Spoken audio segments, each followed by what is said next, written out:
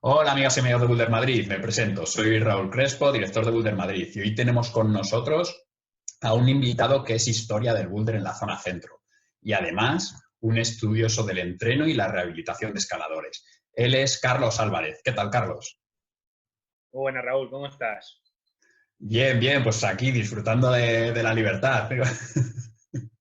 Carlos es licenciado en INEF, entrenador de escalada y desarrollador de algunas de las zonas que hoy más disfrutamos. Bueno, antes de nada, me gusta hacer un inciso en el que expliquemos un poquito de qué va a tratar todo esto. Sobre todo, no tanto para cebar la entrevista y agarrar a los espectadores, sino más bien para evitar futuras frustraciones. Vamos a conocer a Carlos y vamos a hablar de entrenamiento con él. Hoy, básicamente, nos vamos a centrar en tu relación con la escalada, porque probablemente no tengamos tiempo para todo. Empezaste a escalar muy jovencito, pero ¿cómo llegaste a conocer este deporte? Yo veraneaba en los Pirineos desde muy pequeño y la verdad es que siempre me había llamado la atención. Entonces, con 12 años, creo que fue, hice un curso con mi hermano allí en los Pirineos y ahí ya me enganché mucho. Justo después de ese verano, pues yo estaba flipadísimo con escalar y al llegar a Madrid fui a federarme y cuando entré en la federación vieron un chaval de 12 años. Estoy hablando Motivado. de hace 22 años. Entonces, claro, Ajá. ver un chaval de 12 años entrar en la Federación de Montaña en esa época no era tan habitual. Uh-huh. Y entonces me preguntaron si quería entrar en el centro de tecnificación. Yo no sabía ni lo Uh-huh. que era. Yo dije, bueno, si esto va a escalar, pues quiero, ¿no? Y entonces, pues desde nada más comenzar ya entré así bastante de lleno por eso. Porque al ser tan joven me metí en el centro de tecnificación de Madrid y ahí pues ya también empezamos a entrenar, salir más con compañeros del centro de tecnificación, hacer alguna competición. Tuve mucha suerte en eso, ¿no? Porque si no, no hubiese entrado tan de lleno. Ya, sí. Fue una época divertida. Entendemos que con el paso del tiempo habrá habido bastantes cambios en lo que es pues, desde el formato de las competiciones hasta el tipo de los entrenos. ¿Puedes contarnos alguna curiosidad de cualquiera de esas cosas que vivieras en el centro de tecnificación, tanto compitiendo como entrenando? Esa época no tenía nada que ver con lo de ahora. O sea, no había apenas competiciones. O sea, aunque el centro de tecnificación estuviese un poco orientado a la competición, apenas había competiciones. O sea, ahora hay una Copa de Madrid, hay un Campeonato de Madrid, hay un montón de Opens, Uh-huh. hay rocódromos comerciales que organizan un montón de actividades. Uh-huh. Entonces, apenas había rocódromos, ¿no? Estaba el Boulder King, estaba el rocódromo de la Peineta, que ya no existe, yo creo. Estaba el rocódromo de la Complu y el de Leganés, y yo creo que ya. Y eran rocódromos que eran pues, salas relativamente pequeñas, ¿no? No tiene nada que ver con lo de ahora. Y competiciones no había apenas. Entonces nos llevaban alguna, pero también nos llevaban a escalar en roca.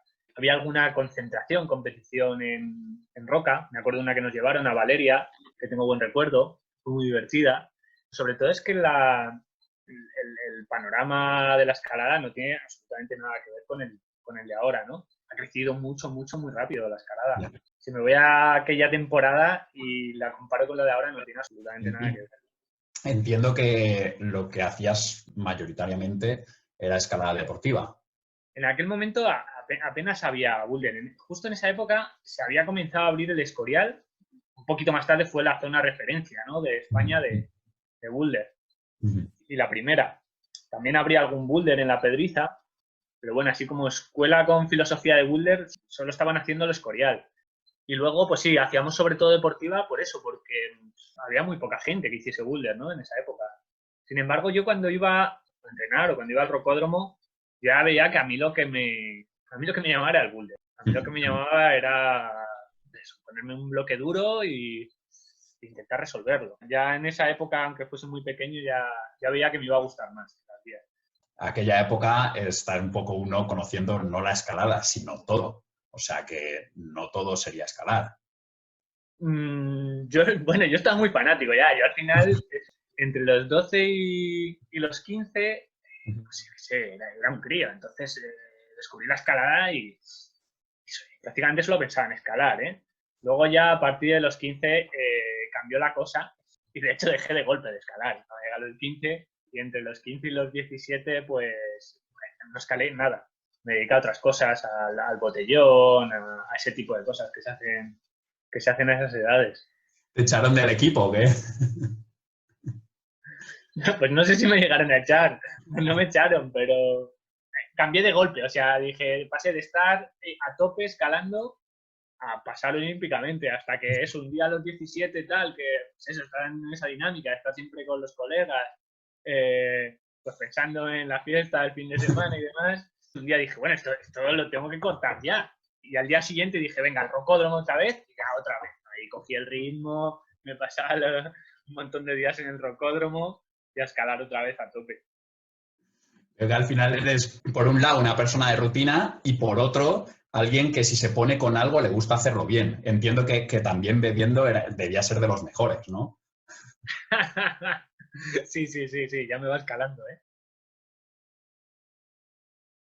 Ya me has aclarado que casi desde el inicio tenías gusto por la dificultad, pero ¿cuándo empiezas a cogerle cariño al grado? Bueno, yo no me voy a engañar ni voy a engañar a nadie. O sea, el grado siempre ha estado ahí para mí, ¿eh? Siempre lo he tenido en cuenta. Uh-huh. Y bueno, tanto en la primera etapa de la que hablaba antes, ahí no llegué a hacer casi grado, pero luego cuando lo retomé a los 17, sí que cogí mucho ritmo, iba al rocódromo casi todos los días y ahí pegué un subidón muy rápido. Y con 18 años hice mi primer 8A, que fue la mega puerta, y ahí yo creo que fue la época de mi vida que más rápido progresé, ¿no? También es verdad que en términos biológicos a esa edad eres muy propenso a mejorar.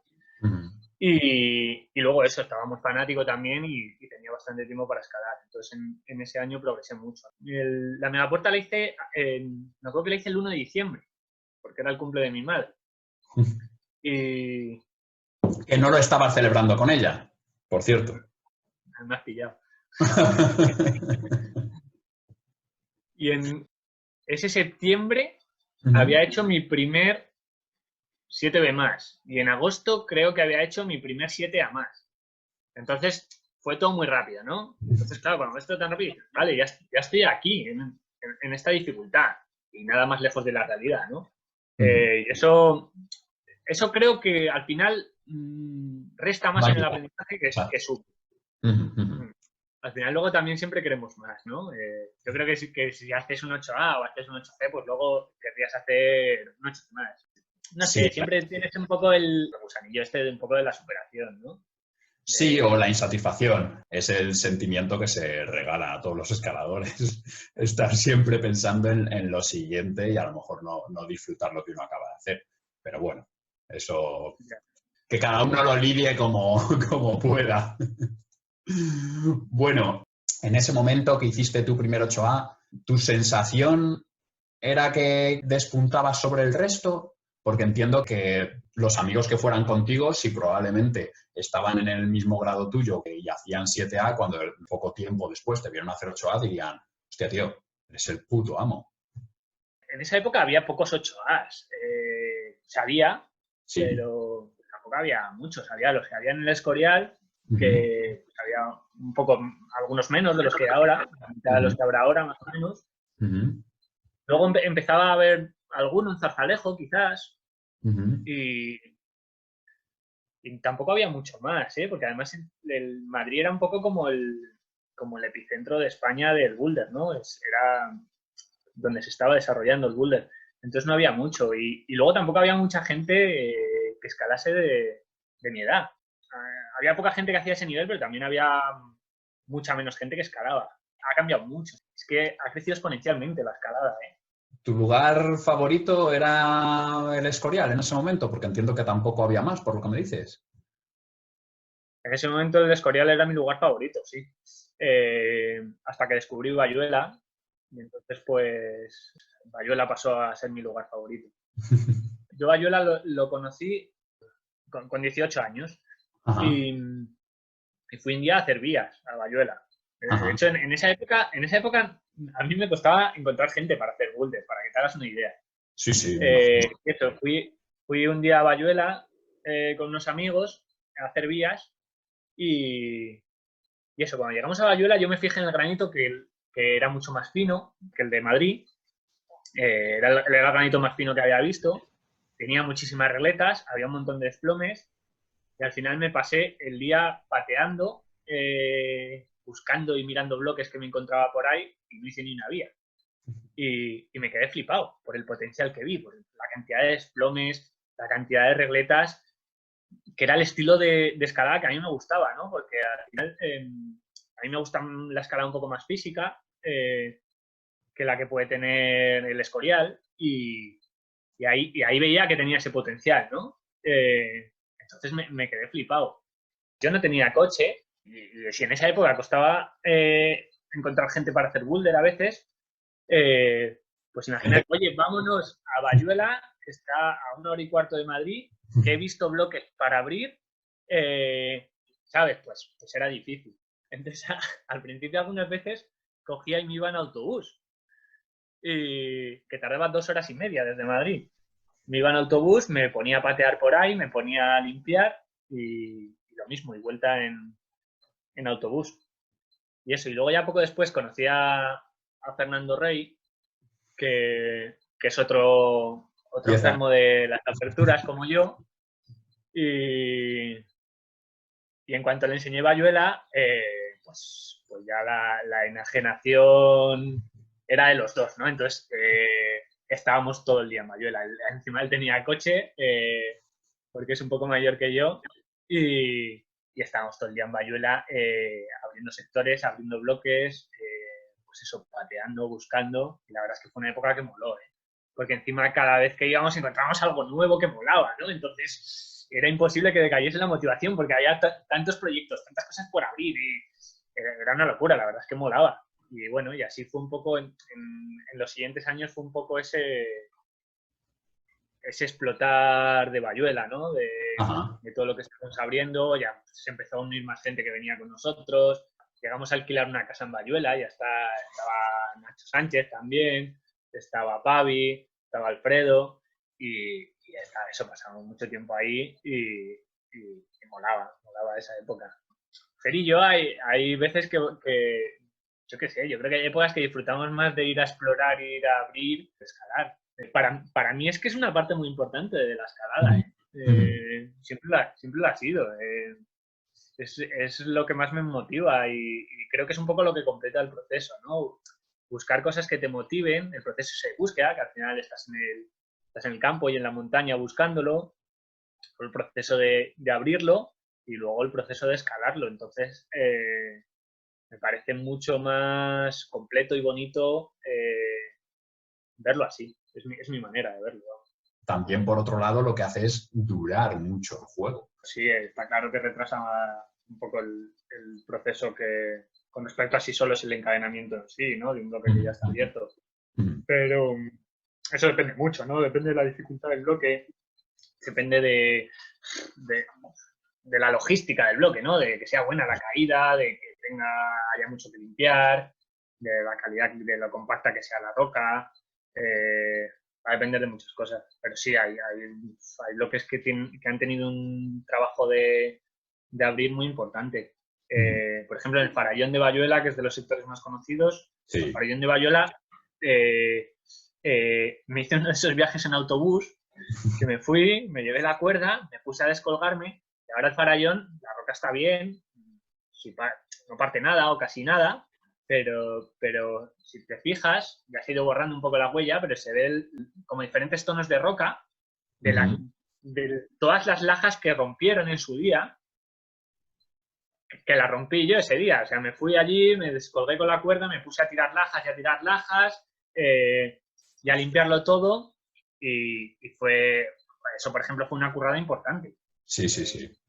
En esa época teníamos mucho fanatismo aperturista. Ahora la verdad es que tengo un poco menos, ¿no? También porque cerca de la zona centro, pues ya está todo un poco más visto, ¿no? Pero en esa época teníamos mucho fanatismo con eso. Sí. ¿Y erais conscientes de que lo que estabais abriendo iba a quedar allí y que otras personas iban a disfrutarlo? ¿O lo abríais para vosotros, lo escalabais y no pensabais en que realmente era algo histórico, por decirlo de alguna manera? Bueno, un poco las dos cosas. Lo hacíamos independientemente de que luego fuese a ir más gente o fuese a ser histórico, como dices. Pero bueno, a la vez lo pensábamos, ¿no? Que en la clínica luego han salido algunos de los bloques más duros de España. Entonces, pues veíamos el potencial que tenía. Luego ya empezó a venir Nacho y liberó a algunos, hizo Entropía fue el primer 8C de España. Entonces, pues bueno, fue un poco progresivo, ¿no? Pero se fue viendo un poco pues el potencial que tenía la escuela, ¿no? En cuanto a la dificultad y a la calidad. Sí. Ofrecía una escalada, digamos, un poco más moderna, ¿no? A la que había entonces, ¿no? Porque había más desplomes, más regletas. Entonces, eso molaba, eso molaba. Ahora, sin embargo, ha evolucionado y ahora para mí, pues hay tipos de escalada todavía más modernos, ¿no? O sea, por ejemplo, Rocklands es muchísimo más físico que Bayuela y, ¿sabes? Pues bueno, va evolucionando, ¿no? Pero en esa época sí, en esa época, pues para mí era una pequeña revolución, ¿no? Dentro del estilo del boulder. Teníamos mucho fanatismo con esa zona. Pero bueno, íbamos al Barracín. Albarracín se empezó a abrir antes que Bayuela. Se desarrolló antes, ¿no? Esa época que íbamos tanto a Bayuela fue desde que tenía 19 años hasta los 24 o 25, por ahí. Y, por ejemplo, en esa época nos fuimos 4 o 5 veranos seguidos a Magic Wood. Pavi y yo nos íbamos 40 días a Magic Wood. Esos viajes a Magic, bastante jóvenes y supongo que con escaso poder adquisitivo, ¿no? Os imagino en condiciones precarias ahí en el camping, ¿no? El Pavi y yo no teníamos ni carnet de conducir. Y nos íbamos hasta allí en transporte público. Con los petates para 40 días en el camping de Magic Wood, que bueno, se le puede llamar camping, pero... Lo puedo describir yo. Es una explanada, un montón de gente en el mismo sitio y una letrina. Y ya está. Sí, eso es, básicamente eso. Una hoguera en el centro, donde se reunía la gente ahí a cenar y a charlar por la noche. Ya cuando llevamos unos días empezamos a decir que teníamos el síndrome del valle, ahí de estar enclaustrados en ese valle que es muy profundo, que no da mucho el sol tampoco, que a veces cuando le da por llover fuerte, llueve muy fuerte y se puede tirar días. Pero bueno, era lo que nos gustaba. Molaba esa época. No sé si incluso supuso para ti un impulso en tu nivel de escalada el pasar de estar en Madrid con a lo mejor poca gente compartiendo tu grado a de repente estar en un sitio donde a lo mejor haciendo 7C eras el que menos escalaba. Sí, eso se notaba mucho. El boulder en España fue más retrasado con respecto al resto de Europa, tanto en la apertura de zonas como en el nivel. En Suiza había pues, esas escuelas muy desarrolladas, aunque Magic Wood no fuese las primeras, pero había muchas zonas desarrolladas desde bastante antes en Suiza. Y había mucho nivel, se veía que había bastante más nivel de boulder, tanto de los suizos, los italianos, los alemanes, los franceses. Había bastante más nivel, ¿no? Allí hubo desde mucho antes escaladores de referencia de boulder, como Fred Nicole en Suiza, o el Jacob en Francia, que elevaron mucho el nivel cuando en España prácticamente todavía no había empezado el boulder. En España había escaladores punteros, siempre lo he sabido, pues como Dani, pero estaban un poco más centrados en la deportiva, ¿no? Entonces, eso se notaba, que el desarrollo del boulder en España iba con un cierto retardo con respecto al resto de Europa.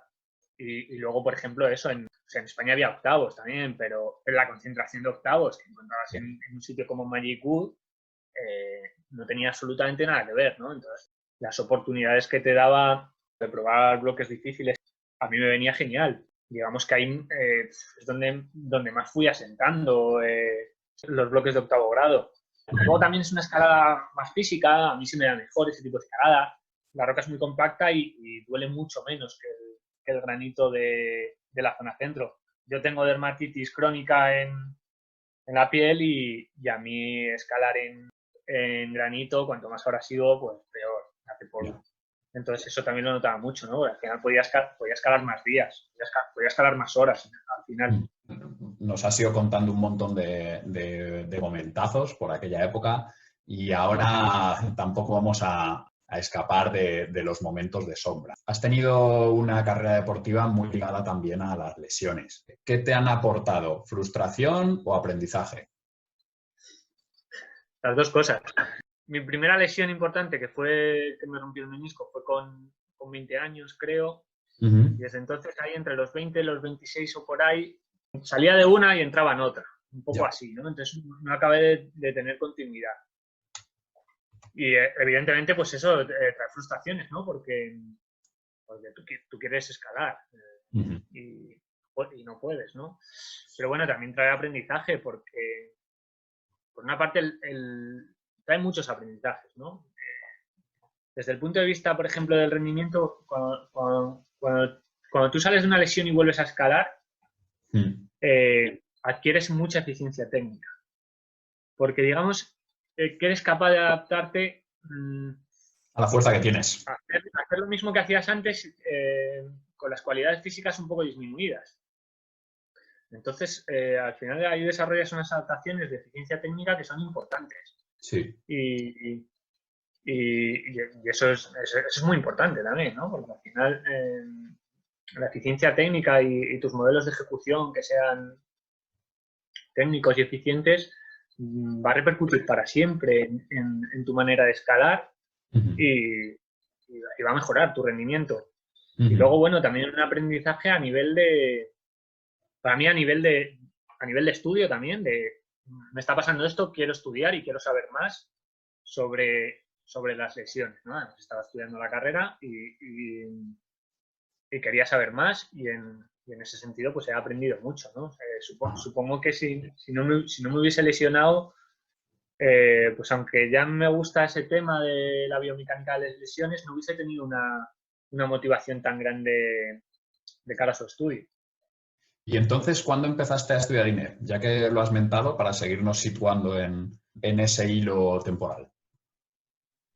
Pues yo creo que empecé con 21. Empecé un poco después de la lesión de menisco, Ujú. porque no pude hacer las pruebas de INEF precisamente porque me operaron un verano Ujú. y entonces era justo cuando hice la selectividad y no me pude meter directamente en la carrera.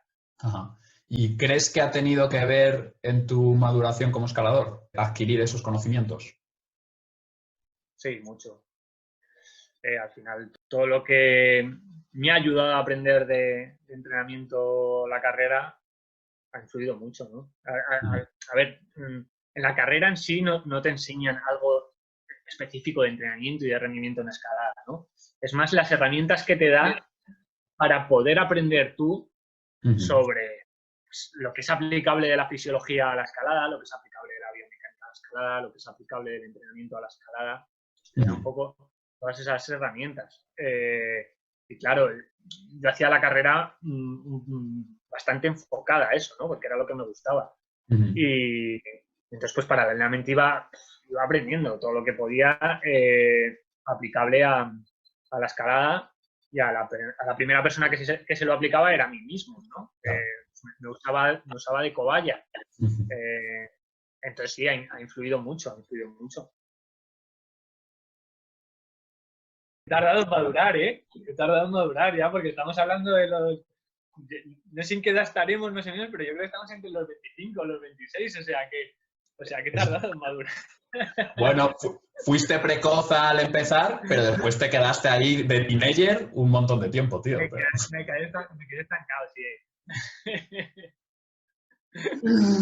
Muy bien, muy bien. Entonces, ya en esta madurez, que como hablamos, pues ya se puede mirar un poco como desde un punto de vista cenital, sacar conclusiones. ¿Qué te ha dado y qué te ha quitado la escalada? Esta es la pregunta más filosófica de todas, ¿eh? Eh, Pues hombre, me ha dado muchas cosas, evidentemente. Los Ujú. viajes, los amigos, las experiencias, todo el aprendizaje, que al final el aprendizaje yo creo que es lo más bonito y lo más divertido de cualquier actividad. Toda la naturaleza que me ha hecho vivir. Es que bueno, las cosas que me ha dado no terminaría nunca. Y lo que me ha quitado, Vamos al fango, venga. pues supongo que hay épocas en que he estado obsesionado con la escalada, ¿no? Y me costaba pensar en otras cosas y estaba un poco encerrado, ¿no? En ese mundillo. Yo creo que eso nos pasa un poco a todos los escaladores. Yo creo que ahora me pasa bastante menos también. Ujú. A lo mejor esa madurez. Pero bueno, eso también te quita cosas, ¿no? Y luego también la competitividad y y el ego de un deporte individual, como es la escalada, ¿no? Y creo que a veces eso afecta negativamente, ¿no? Porque no ves cosas más allá del logro de tus proyectos, y en el momento en que eso tiene mucho peso, puede ser algo negativo. ¿Cómo definirías tu estilo de escalada? Soy muy explosivo, se me dan bien los bloques más cortos, de 2 movimientos o de un movimiento. Se me dan bien los dinámicos, las puertas, casi todas las cosas que conllevan un poco esa explosividad, aunque también conllevan bastante técnica, aunque pueda no parecerlo. Las regletas también, antes me gustaban más, con las lesiones he ido perdiendo un poco las regletas. Bueno, he ido poco a poco cambiando, cada vez lo estoy cambiando más con el entrenamiento, porque al final es más fácil lesionarse en un bloque de 2 movimientos que en un bloque de 10, porque al final el estrés mecánico que implica para tus tejidos un bloque con la dificultad concentrada en 2 movimientos es mayor que un bloque con la dificultad dispersa en 10 movimientos. Entonces, bueno, pues hay que ir adaptándose también. Ya has definido bastantes de tus virtudes, pero tus defectos. Mis defectos, pues mira, los mánteles se me dan como el culo. Las placas tumbadas también se me dan mal, tampoco he hecho muchas, aunque mira, los mánteles es que directamente no me gustan, pero las placas tumbadas, o sea, sí que me gustan, lo que pasa es que bueno, se me dan mal. Se me da muy mal la resistencia, se me dan mal los pasos muy largos, pasos así muy de envergadura, y luego, bueno, así defectos de otro ámbito, puedo estar muy motivado o puedo estar muy pasota también, entonces me cuesta mantener un nivel estable de motivación. Y eso es algo importante también, al final. Sí. Yo en eso admiro a gente como Mulero, que siempre está escalando, siempre está motivado. A Jocito, a Jorge Díaz, que también está siempre motivado, escala un montón. A Dani Andrada, que ya es de otra época, pero bueno, es admirable, ¿no? Todo lo que han escalado y que no les decaiga la motivación. Creo que tiene importancia de cara al rendimiento, pero yo personalmente no le doy más importancia, ¿no? Si en una época no me apetece escalar, pues no me apetece y punto. No le doy importancia personalmente. Nos has hablado de tiempos largos en Magic, pasando, supongo que en algún momento incluso hambre. No sé si llegasteis a canibalizar a algún escalador, echarlo a la hoguera para coméroslo. Pasamos auténticas penurias. Yo ahora no me tomo un viaje con esas penurias ni de coña. Además de esos viajes, ¿cuál piensas que ha sido tu mejor viaje? Más espectacular. Pues hombre, yo creo que el mejor viaje de escalada que me daba ha sido el de cuando fui a Sudáfrica, Rocklands. Por el sitio, me pilló en un buen momento de forma. Es la mejor zona de escalada que he conocido. Es un estilo que me va bastante también. Me quedaría con ese viaje. También en el último verano estaba en Brasil, 40 días escalando. Y las zonas de Brasil son brutales también. Son un poco del mismo rollo que Rocklands. Una arenisca bastante parecida. Y ha molado mucho este viaje también. Lo que pasa es que era un poco más rollo explorador, porque las zonas están menos desarrolladas, hemos abierto cosas, no hay el ajetreo de gente que hay en Rocklands, ¿no? Rocklands es el destino mundial por excelencia. Entonces, en ese sentido no tenía nada que ver lo de Brasil. Háblanos un poco de otras zonas en las que habéis aportado vuestro granito de arena. En Campi Sábalos hemos abierto mucho. También Fer, Deichi, Javi. Y tuvimos una época muy fanática con Campi. Yo creo que al final igual es el sitio que más ha aportado.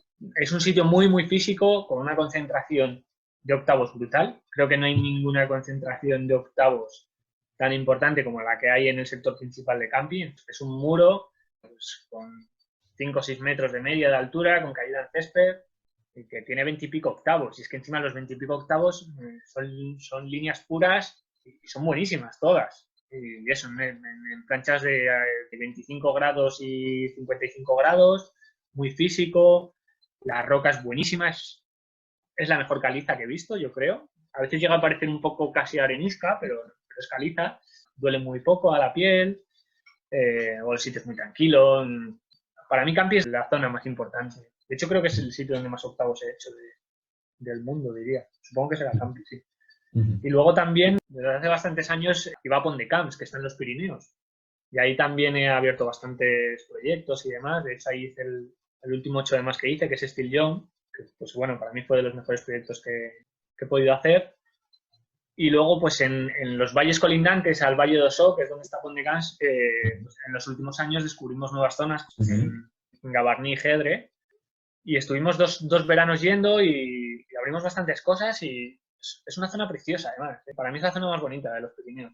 Y tiene mucho potencial también. Lo que pasa es que tiene un trabajo brutal, porque hay muchísima vegetación, no hay caminos, hay un río gigante que es muy difícil de cruzar entre medias de los sectores. Nos pegamos una currada de mucho cuidado el primer año que fuimos. Ya.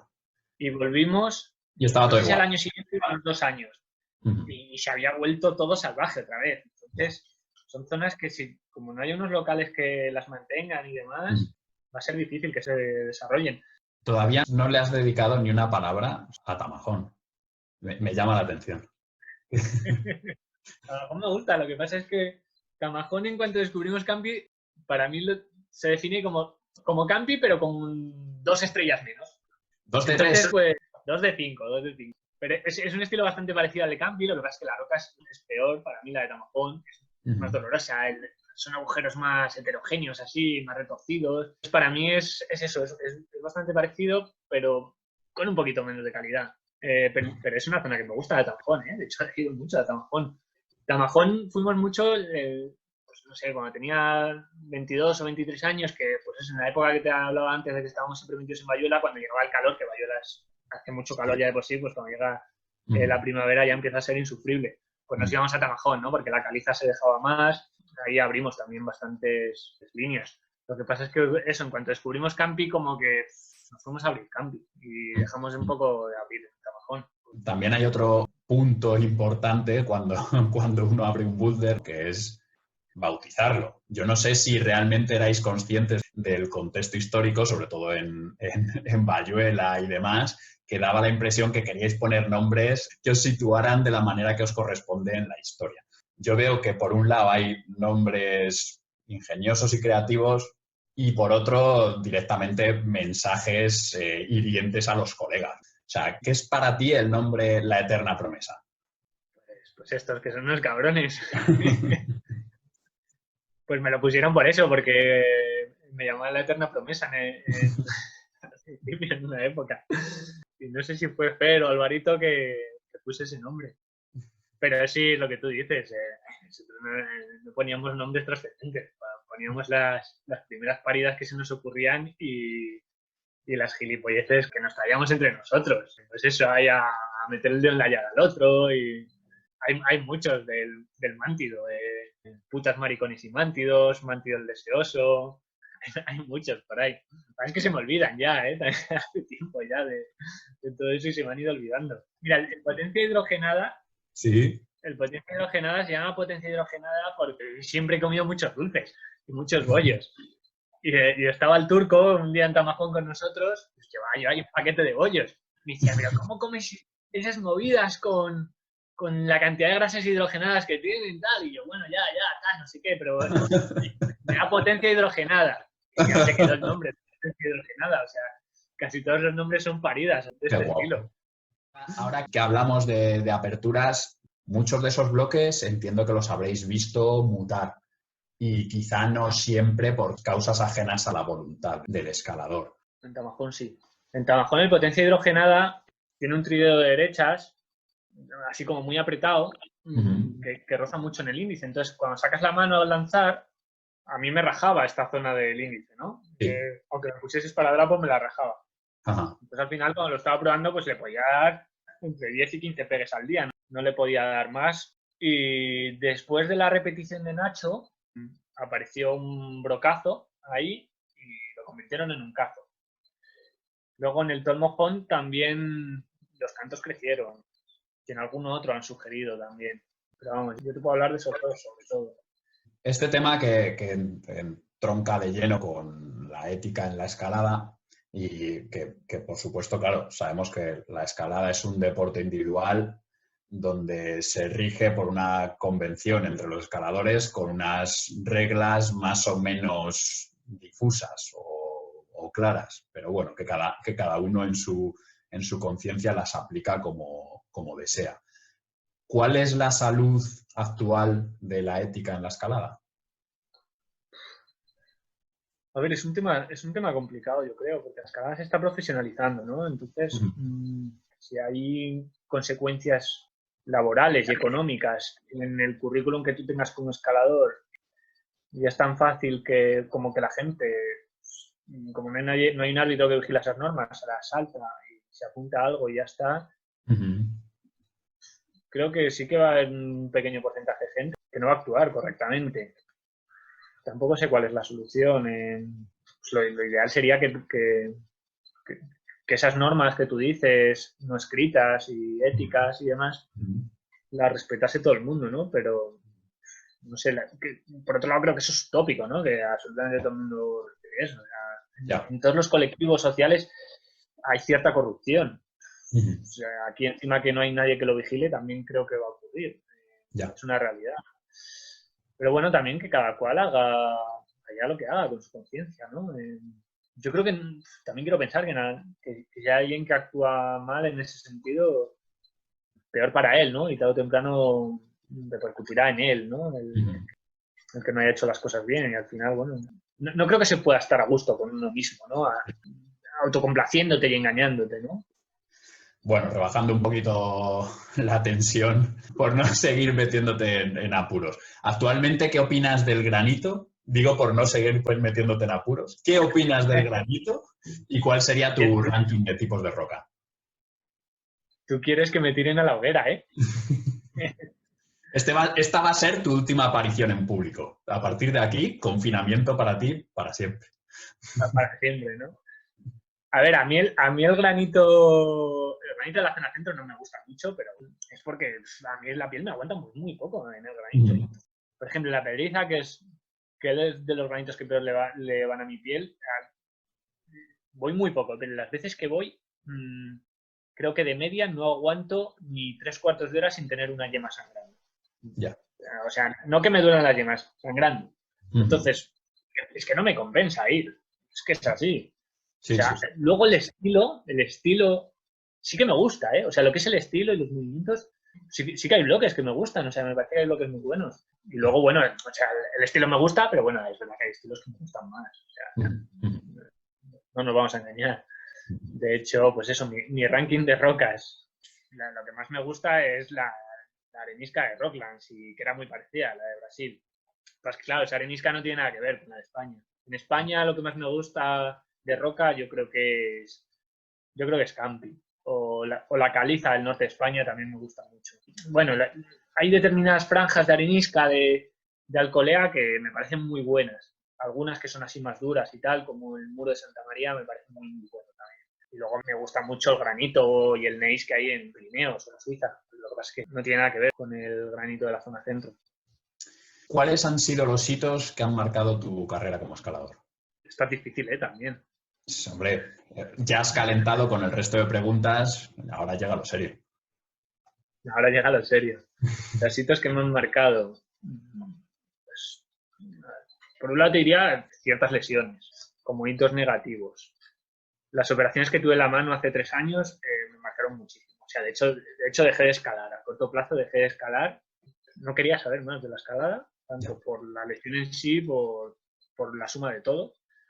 Y luego, cada viaje a una zona nueva importante ha sido un hito. O sea, cuando conocí Suiza y Magic Wood y todo eso, fue un hito. Cuando conocí Rockland fue un hito. Cuando descubrimos Bayuela fue un hito. Cuando descubrimos Campi también. Al final los hitos han sido esas experiencias importantes, ¿no? Y que han aportado un aprendizaje nuevo. Luego ya a nivel así a lo mejor más concreto de bloques o de retos personales, los 3 retos así de proyectos que he tenido así que más me han costado y que más me han exigido, pues yo creo que ha sido el potencia hidrogenada en Tamajón, sí. el Out of Time en Campi y el Steel Zone, que fue el año pasado en Pont de Camps, en los Pirineos.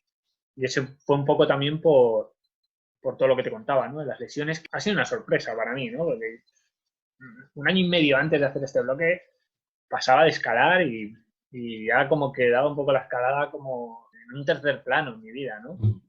Y sin embargo, pues fui recuperando la motivación, fui recuperando la forma, las ganas, todo. y sorprendentemente hice un bloque que no esperaba que fuese a hacer, ¿no? Entonces, también ha sido un hito importante por eso. ¿Y cómo encara un escalador un proyecto por encima de su límite cuando cada vez ir mejorando es mucho más complejo? Bueno, siempre he hecho un poco eso porque a mí me gusta que esté por encima, siempre lo he buscado un poco. Y en ese proceso lo primero que hago es intentar sacar los pasos aislados, que además es la parte del proceso que más me gusta. Intentar sacar los pasos aislados, pasos que me resulten imposibles o muy difíciles, que me cueste un montón sacarlos, lograr sacarlos aislados. Y a la vez que hago eso, pues intento analizar esos movimientos, lo que suponen para mi organismo, a nivel fisiológico y biomecánico, y enfocar muchas veces he planificado un entreno específico a esos factores limitantes que he encontrado en la ejecución de esos movimientos, ¿no? Y luego, cuando consigues hacer los pasos aislados, poder unirlos sin encadenar el bloque. Que a mí eso personalmente es lo que más me cuesta, ¿no? Y tanto a nivel físico, porque, bueno, como te decía antes, creo que mi especialidad son los bloques de un movimiento, dos movimientos, como a nivel mental, ¿no? Porque para mí se acaba un poco la parte más divertida de probar un proyecto, ¿no? Que es sacar los pasos y llega la parte de tener que lucharlo y encadenarlo, y esa puede que empiece a entrar un poquito de presión de que estás cerca pero no acabas de hacerlo y tienes ganas de que termine ya el proceso, y entonces, claro, psicológicamente es más duro. En ese sentido también, por ejemplo, ahora estoy entrando más resistencia un poco por eso, ¿no? Para que me sea más fácil encarar esa parte, porque encima siempre he sido muy, muy malo en resistencia. Yo no sé si cuando te escucho entrenar resistencia estás tratando de decirnos que estás coqueteando con la deportiva. Pues un poco, sí. Tengo ganas de probarlo. O sea, bueno, lo he probado muchas veces, ¿eh? O sea, no he hecho con mucha frecuencia, pero sí que al final llevo 20 años escalando y si lo sumas todo, pues sí que he hecho bastante deportiva, ¿no? Pero nunca he hecho con mucha frecuencia y cada cierto tiempo, pues... Le das una oportunidad. Entra algún año y digo, venga, a ver si me pongo a hacer más vías. Y normalmente pues voy 2 o 3 veces a hacer vías y ya se me pasa, ¿no? Se me pasa, vuelvo a estar en mis cabales y me voy a hacer bloque. Pero ahora tengo más ganas. Creo que esta vez voy más en serio. Esta vez voy más en serio con eso. Equipé unas vías en un muro que encontré en Soria antes del confinamiento y estaba muy motivado con esas vías y me gustaría liberarlas. Y durante el confinamiento he entrenado bastante la resistencia. A ver, no quiere decir que ahora tenga mucho porque no tenía nada, pero bueno, ahora considero que puedo tener un poco. Y sí que estoy motivado por probar vías y también cambiar un poco de aires, ¿no? En España hay escuelas de vías muy buenas y no les he hecho caso porque estaba haciendo bloque, porque es verdad que me gusta más el bloque, pero bueno, también me apetece probarlo un poco. Sí, a veces también es un poco complejo cuando no vas avanzando de nivel, como cuando pues, uno estaba en medio de su relación con la escalada o al inicio, y hostia, mentalmente necesitas cambiar de aires y ver otro juego en el que empieces desde el inicio. No seguir jugando al mismo juego donde hacerlo muy bien es todavía hacerlo peor que ayer, ¿no? Sí, es un poco eso también. Al final en el bloque veo que me va a costar mucho superarme, o sea, no sé si sería capaz de superarme ya. De hecho, por ejemplo, en Campi, que es donde digamos he tenido los proyectos que más me han motivado, ya no voy casi, pero es que no me veo capaz de hacer casi nada de lo que me queda por hacer en Campi, ¿no? Ya. Entonces, pues sí, es una búsqueda un poco también de nuevos retos, ¿no? Vale, por aquí creo que he llegado un poco a mi límite, bueno, voy a mirar por aquí que nunca lo he hecho, ¿no? A ver, pues pueden aparecer nuevos retos, independientemente de la dificultad que sean, pero que para mí supongan un reto diferente y enfocarlo un poco como aprender algo de nuevo, ¿no? Que al final es lo que mola, ¿no? Es lo divertido del deporte, el sentir que estás aprendiendo algo nuevo, ¿no? Entonces, a lo mejor al cambiar de aires en eso, se puede volver a sentir un poco esa sensación. Así que buscando otra vez sentir la sensación que uno sentía con el boulder. Lo malo es que después llega un momento que te das cuenta de que no es boulder. Igual luego la gracia dura 2 días, como siempre, ¿no? Y 2 días te servías y te has sacado.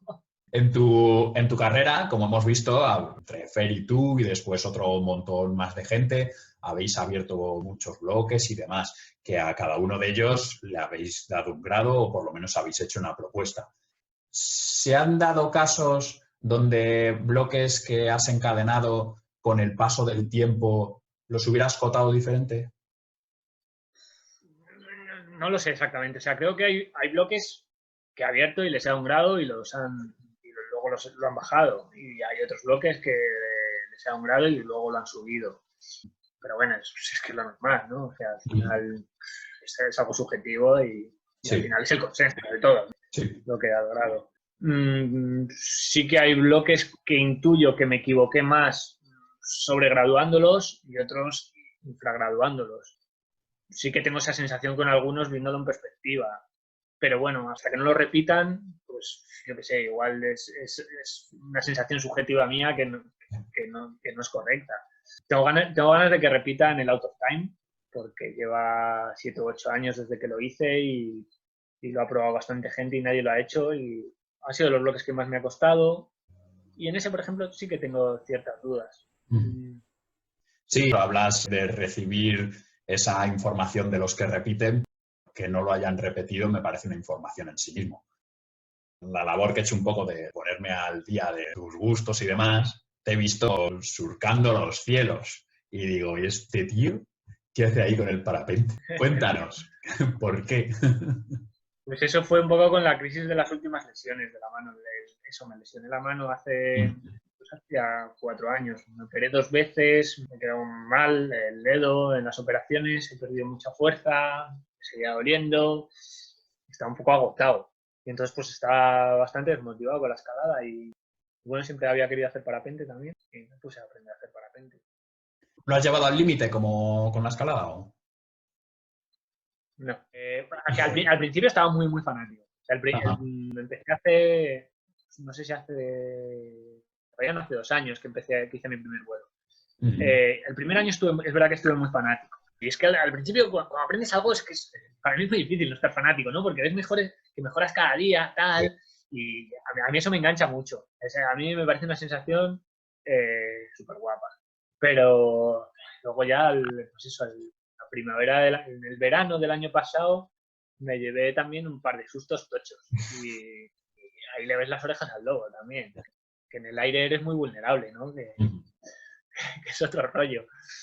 Y bueno, entonces, claro, ahí ya, cuando ves eso, esa curva de aprendizaje, pues inevitablemente se te frena un poco. Y dices, hostia, frena un poco, ¿no? Y entonces, pues ahí baja un poco el fanatismo. Eres entrenador, investigador, desarrollador. Parece el camino lógico a seguir para alguien que quiere estar involucrado al 100% en la escalada, ¿no?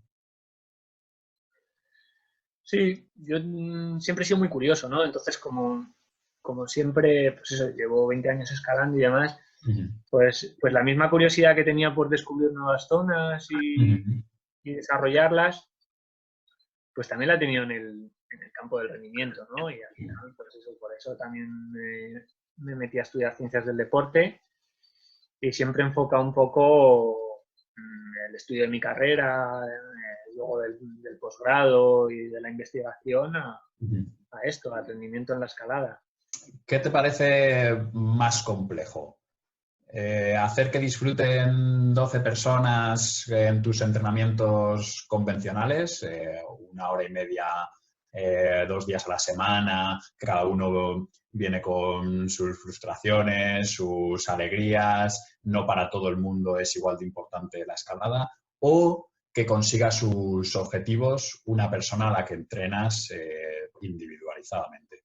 En principio lo segundo, pero ahí intervienen muchas variables, ¿no? Va a depender mucho de cómo sea ese grupo de 10 o 12 personas, porque su personalidad y la dinámica de grupo que tengan va a influir mucho, ¿no? Y el caso que has puesto de un deportista que tenga que lidiar con las frustraciones de que no logra sus objetivos, Ujú. es algo que se da mucho, ¿no? Yo creo que todos los deportistas pasamos por eso en algún momento y es difícil lidiar con ello, entonces es más complejo. Desde que empezaste a escalar hasta ahora, pues lo que ha cambiado mucho, por ejemplo, son las redes sociales, ¿no? Tú estás presente en ellas, pero lo haces de manera muy escueta. Y muchas veces tus publicaciones son estudios sobre escalada u otras aportaciones científicas. ¿Qué importancia opinas que tiene la divulgación en el terreno científico? ¿Y cuánto porcentaje crees que tienes tú de científico y cuánto de divulgador? La primera, Sí. la divulgación tiene mucha importancia, ¿no? Porque al final el conocimiento pues está para que se divulgue. Es parte del progreso, ¿no? Y es parte del método científico la divulgación. Y respecto a mí, yo diría que soy un 95% científico y un 5% divulgador. Pero no porque no me guste divulgar, ¿eh? O sea, me gusta, de hecho, casi todo lo que hago lo comparto. Es más una cuestión mía que también tengo que trabajar, de que me motiva mucho más la parte de descubrir y de aprender que de escribir o de hablar o de contar, ¿no? Yo me planteo un problema Sí. que quiero resolver, planteo una hipótesis, intento hacer un estudio que me dé una respuesta a esa hipótesis. Y cuando ya tengo esa respuesta y esos resultados, inconscientemente, Has terminado. yo pienso que he terminado. Entonces, prefiero hacer ese mismo proceso con otra cosa, en vez de divulgarlo. Es igual que como con los blockers, ¿no? Sacas los pasos en aislado y dices, bueno, yo ya me voy. Muy bien. Sí, un poco, me has puesto un buen paralelismo. Es que ya te conozco mejor de lo que te conoces tú a ti mismo, ¿sabes? Sí.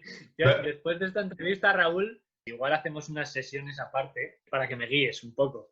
Vale, yo te guío a ti y buscamos a otro que me guíe a mí, ¿vale?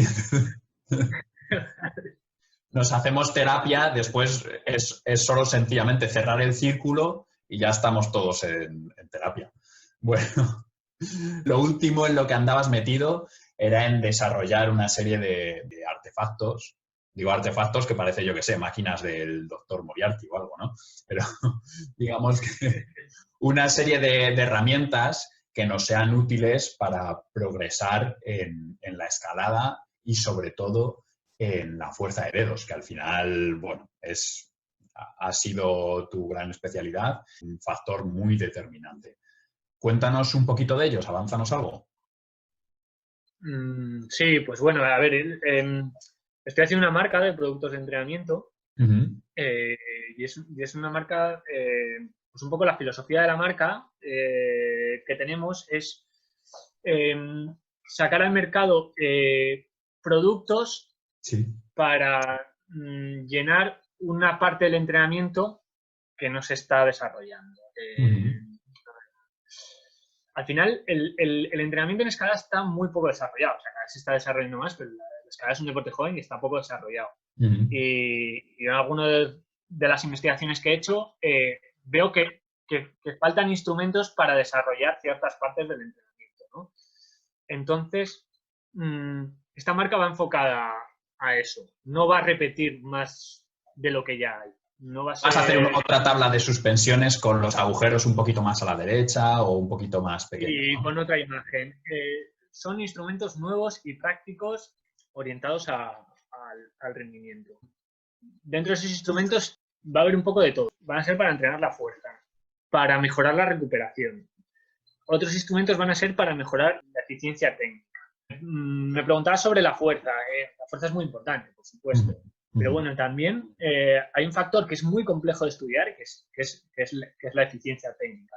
¿Por qué este escalador que tiene un 60% menos de fuerza que el de al lado es capaz de rendir más, ¿no? Y ahí entran en juego otras variables como pueden ser las psicológicas, las táctico-estratégicas y las técnicas, ¿no? Entonces, también últimamente he estudiado mucho los modelos de ejecución de eficiencia técnica, ¿no? Y eso me ha llevado también a ver que hay que desarrollar metodologías para optimizar la eficiencia técnica. Y en ese desarrollo, esas metodologías, creo que faltan instrumentos. Algunos se están patentando y otros hay que seguir pensándolos y darle al coco para que se sigan desarrollando. Pero yo creo que se tiene que empezar a tomar este camino, que es el camino del progreso y de no estancarnos, ¿no? La escalada es un deporte muy joven y hay que investigar todos los factores de rendimiento y desarrollar instrumentos y metodologías que mejoren estos factores de rendimiento. Bueno, ya aprovecho para hacer un poco de publicidad.